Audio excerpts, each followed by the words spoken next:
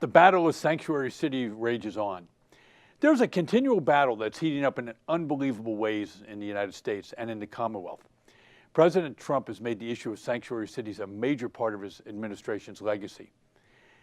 It's interesting when you consider there are over 300 jurisdictions in the United States where there's some sort of de facto, meaning in practice, or de jure in law sanctuary city status. You would think that this problem would have exploded long before, but I think there's probably a bigger issue that's going on in the United States today. And on January 25th, 2017, President Trump, when he signed his executive order, what it basically created was a situation in which the issue of immigration became secondary. In reality, the battle is much more about the very fabric under which our nation was founded, and I would really encourage you to consider it this way. I'm against sanctuary cities. I think it's a mistake. The rights, duties, and responsibilities of all three of our branches of government are clearly enumerated. So what are they? They're the executive branch, the legislative branch, and the judicial branch. And whenever you have one group of the three getting out of balance and out of power, you undermine the very fabric of our nation. Our Constitution was ratified by the founding states and every succeeding state that's joined the Union, and that was a framework in which we said we understood this idea of the fabric under which our government was organized, meaning an executive branch, a legislative branch, and a judicial branch. But then this idea of a sanctuary city came about, in which we said some states and some localities were going to adhere to law and some were not. We've had that issue happen in the Commonwealth of Pennsylvania, particularly in the case of Philadelphia. And then we had this battle brew most recently as an example in the budget battle, in which one of the schools that was looking for preferred funding from the Commonwealth, it's called the non-preferred budget item, actually claimed to be a sanctuary campus, and some of the legislators were saying that why should we fund that? But as an integral part of this concept was who is in power, and in reality, it's designed as a system, and a very important design at that, to be in balance. It's to provide that checks and balances. And to provide power to people, there was a First Amendment to the United States Constitution, in which it said that Congress shall make no law respecting an establishment of religion, or prohibiting the free exercise thereof, or abridging the freedom of speech or of the press, or the right of the people to peacefully assemble and to petition the government for redress of grievances.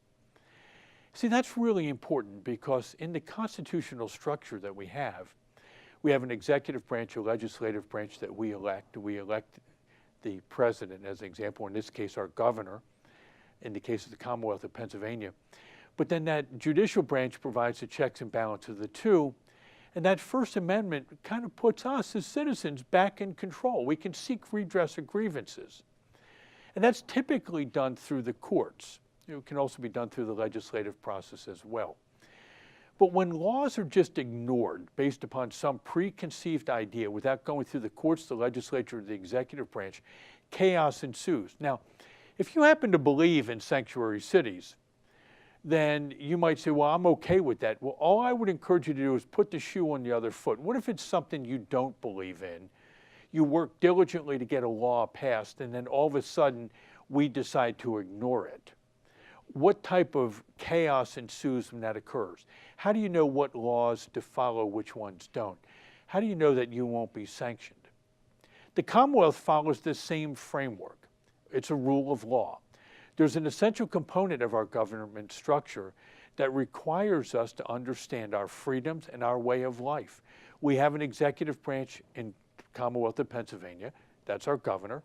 A legislative branch, which is the Senate and the House of Representatives that you elect, and a judicial branch that we elect as well on a much less frequent basis.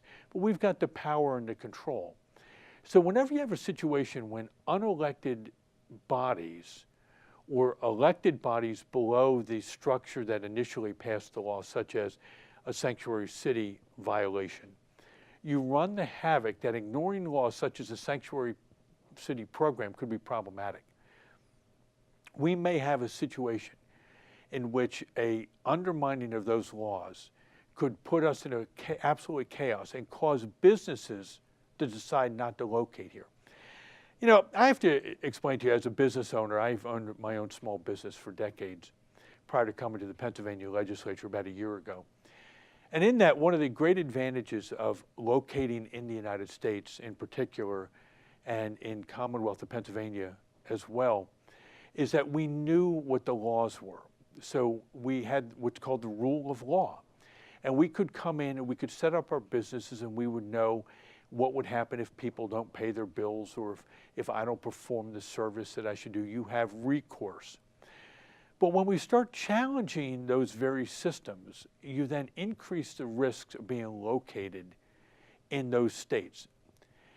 And when you do that, you inadvertently undermine the very commonwealth that you think you are winning with by abhorring a particular law such as sanctuary city. So as you start to look at this sanctuary city chaos that's brewing, I would encourage you to look at it as much more than that. It's about the rule of law, it's a structure upon which we all agree to operate. And what I would encourage you to look at, it's not about bureaucracy winning. This is about the ability to people to interact with one another with some degree of certainty about what the laws of the land are. Anything short of that destroys the very fabric of our nation and our Constitution. I would encourage you that the real issue should not be sanctuary cities, but it should be about getting each and every citizen involved in our government. Make sure that you are an integral part of communicating with your legislator. Communicate with me. That's why I'm doing this broadcast. I want you to talk to me. Tell me what you think. Let me know how I can help you even better. Let's make sure that we don't have a situation in which laws get passed that you've lobbied so hard for as a citizen. Let's make sure that we then go out and make sure that we do the will of the people. Let's reaffirm the structural and constitutional framework of our government, of an effectively elected judicial branch, legislative branch with both the legislature and the House of Representatives and the Senate, and an executive branch. Let's make the government work for you. I intend to do that for you. I look forward to hearing from you. Thanks so much for joining me today. I'm Frank Ryan. I represent you in the 101st District of the Commonwealth of Pennsylvania. Please stay in touch. Let's make our government work for us rather than working around us.